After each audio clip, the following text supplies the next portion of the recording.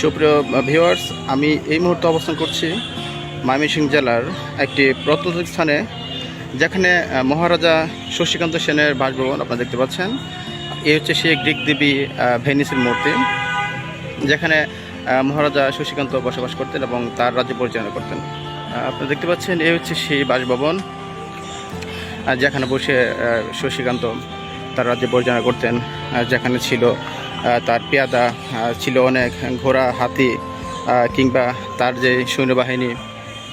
হ্যাঁ, একটা সময় এখানে রাজাদের বসবাস ছিল, কিন্তু এখন এটি বাংলাদেশ সরকারের প্রত্নতাত্ত্বিক নিদর্শন হিসেবে সরকার নিয়ে নিয়েছে।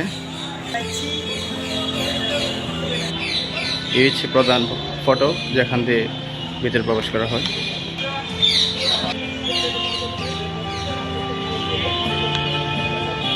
দেখেন,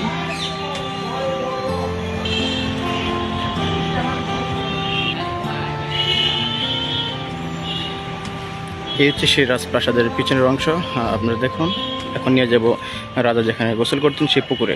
প্রিয় ভিউয়ার্স, আপনারা দেখেন, এই সেই পুকুর যেখানে রাজা শশীকান্ত তিনি গোসল কার্য সম্পাদন করতেন এবং এখানে বসে তিনি বসিতে মাছ ধরতেন।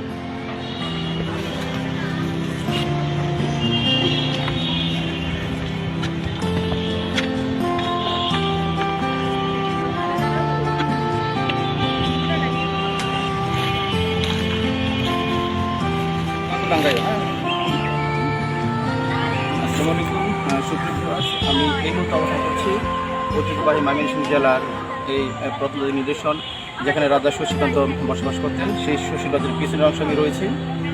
আপনাকে দেখিয়েছি আমি যে সেখানে গ্রিক দেবী ভেনিসের একটি মূর্তি রয়েছে। তারপর হচ্ছে এই শশীকান্তের সামনে একটি গাছ রয়েছে, যে গাছটি হাতির খাবার হিসেবে ব্যবহার করা হতো। আপনাকে দেখালাম যে এখানে একটি পুকুর রয়েছে, যে পুকুরে রাজা শশীকান্ত গোসল করতেন। এবং এখানে প্রাকৃতিক পরিবেশ খুবই সুন্দর। দেশের বিভিন্ন প্রান্ত থেকে মানুষ এখানে ঘুরতে আসেন, তারপর হচ্ছে দেখতে আসে, কারণ এখন এটি একটি প্রত্নতাত্ত্বিক নিদর্শন হিসেবে রয়েছে। তো আজকে আপনাদেরকে আমি আবারও আর নতুন ভিডিওতে স্বাগত জানাচ্ছি। এখানে রয়েছে রাজাদের প্রয়োজনীয় যেই অস্ত্র সজ্জ, তারা যুদ্ধ করত কিংবা তারা তাদের হাতি কিংবা তাদের ঘোড়ার যে মাথা খুলে রয়েছে আপনারা দেখতে পাচ্ছেন। এখানে তাদের ব্যবহারের যে অস্ত্রগুলো সেগুলো রয়েছে। মধ্যে পারে রামদা, খড়গ, বল্লম, বটিদা, দা, কাঠের বাটোয়ারা বলছে। এখানে রয়েছে হাতির যে পিছনের অংশ, সেগুলো রয়েছে। আপনারা দেখেন রাজার ব্যবহারের বিভিন্ন জিনিসপত্র। এখানে বসে মূলত রাজা শশীকান্ত তার বিচার কাজ পরিচালনা করত। রাজারা যে বিভিন্ন সুরা পান করতো, সেই সুরার পাত্র এখানে রয়েছে। আপনারা দেখেন, এখানে রয়েছে যে সুরা পানের পাত্র, রিস ব্যাংকের নমুনা। মোট কথা একটা জমিদার বাড়িতে যা যা ছিল সব এখানে রয়েছে। হাতি এবং মহিষের মাথা রয়েছে, বিভিন্ন বাঘের চামড়া।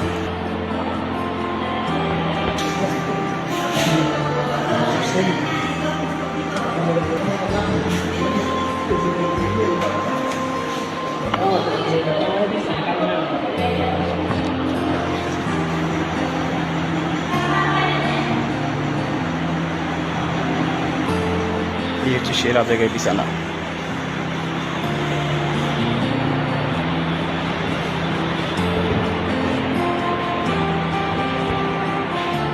এটি হচ্ছে রাজার ব্যবহৃত পানির ফোয়ারা।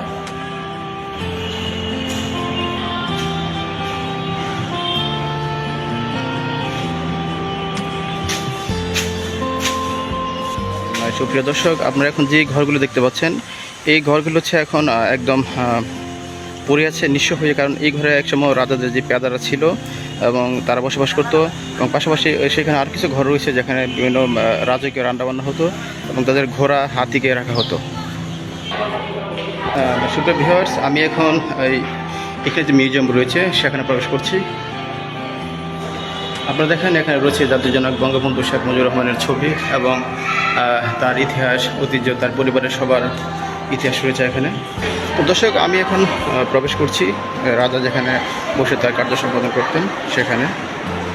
এখানে রয়েছে রাজাদের ব্যবহারের যে জিনিসপত্র। আসসালামু আলাইকুম সুপ্রিয় ভিউয়ার্স, আমি এই মুহূর্তে অবস্থান করছি ঐতিহ্যবাহী ময়মনসিংহ জেলার ঈশ্বরগঞ্জ উপজেলার এই সোহাগী গ্রামে।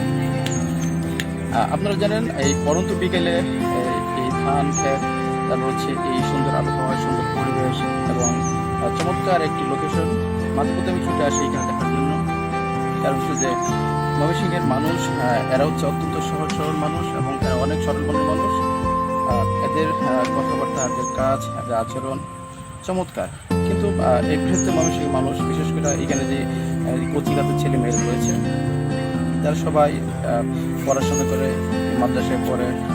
এদের যারা অভিভাবক রয়েছে তারা কেউ কাজ করে কিংবা দিনমজুর খেটে খাওয়া মানুষ। কিন্তু এখানে একটি কথা প্রচলন রয়েছে যে এখানে এই যদি কোনো মেহমান আসে তাহলে আশেপাশে যত বাড়িঘর রয়েছে সবাই কি করে যে এই মেহমানকে আপ্যায়ন করার জন্য কিংবা মেহমানদারি করার জন্য সবাই একসাথে হয়ে যায়।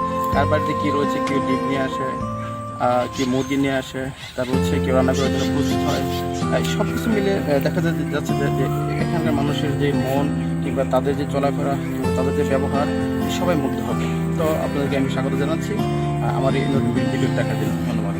ওকে, আচ্ছা, আমি আপনাদেরকে অনুরোধ করব, কেউ যদি এই ময়মনসিংহ আসতে চান তাহলে অবশ্যই আপনারা এখানে আসবেন দেখার জন্য, কিংবা কেউ যদি এখানে ঘুরতে চান ঘোরার জন্য আসতে পারেন। কারণ হচ্ছে এই ময়মনসিংহের এই পরন্ত বিকেল বিশেষ করে অত্যন্ত চমৎকার এবং অত্যন্ত সুন্দর পরিবেশ। বিশেষ করে এই পরন্ত বিকেলে ধানের ফসল, ধান ক্ষেত কিংবা অন্যান্য সবজি ক্ষেত যেগুলো রয়েছে, একদম মনোমুগ্ধকর পরিবেশ রয়েছে। অনেকে মানুষ তাদের মাটির টান বলেন, বেশি করে সন্ধান বলেন, তারা ছুটে আসে এই সুন্দর এবং নৈসর্গিক পরিবেশ দেখার জন্য। সুপ্রিয় দর্শক, আপনারা দেখতে পাচ্ছেন আমার সাথে এক ঝাঁক কচিকাতে রয়েছে। এদের সবার বাড়ি হচ্ছে এই বৃহত্তর ময়মনসিংহ জেলায়। আমরা এক এক এই সবার সাথে কথা বলবো। আমরা দেখতে পাচ্ছি অনেকে চুল কেটে ফেলেছে, ছোট করে ফেলেছে, অনেকের আবার বড় রয়েছে। তোমার নাম কি? কি? হাদিজা। তুমি? রাকিবা। তুমি? দোলন। তুমি? এখানে আসো, এখানে আসো। এখানে আসো। বলছেন যে এখানে অনেক কচিকাদের রয়েছেন। সবাই আমি এখানে আসার পরে সবার সাথে মিশি, কথা বলি, এদের সাথে সময় কাটাই কিংবা পরন্ত বিকেলে ঘুরতে বের হয়। কারণ হচ্ছে যে এই কচিকাদের এদের মন মানুষের অনেক ভালো এবং এরা হচ্ছে অনেক অতিথি পরক এবং মানুষকে সহজে গ্রহণ করতে পারে। তো সুপ্রিয় দর্শক, যারা আমার ভিডিওটি দেখছেন সবাইকে আমি ধন্যবাদ জানাচ্ছি আজকে ভিডিওটি দেখার জন্য। পরবর্তী ভিডিও নিয়ে আমি আবার আসবো আপনাদের সামনে। সুপ্রিয় ভিউয়ার্স, আসসালামু আলাইকুম। আপনাদের স্বাগত জানাচ্ছি। আমি এখন অবস্থান করছি ঐতিহ্যবাহী কিশোরগঞ্জ জেলার যে মসজিদটা আপনারা দেখতে পাচ্ছেন, এটা হচ্ছে সারা বাংলাদেশের এক স্বনামধন্য মসজিদ, পাগলা মসজিদ। যে মসজিদে প্রতি 2 মাস 3 মাস পর পর 1 কোটি 2 কোটি টাকা এখানে উঠে থাকে। এবং এখানে একটা প্রচলন আছে যে দেশের বিভিন্ন প্রান্ত থেকে মানুষ এখানে এসে তাদের মনের আশা পূরণ করার জন্য অনেকে টাকা পয়সা, স্বর্ণ অলংকার দান খরচ করে থাকে।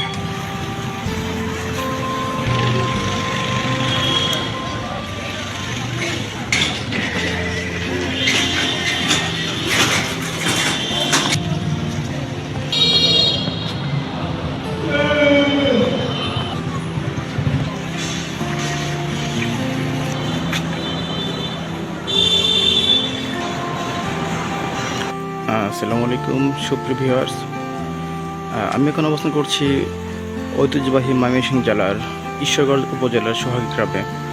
আপনারা এখন যে মসজিদটি দেখতে পাচ্ছেন, এটি হচ্ছে 600 বছর পুরনো একটি মসজিদ।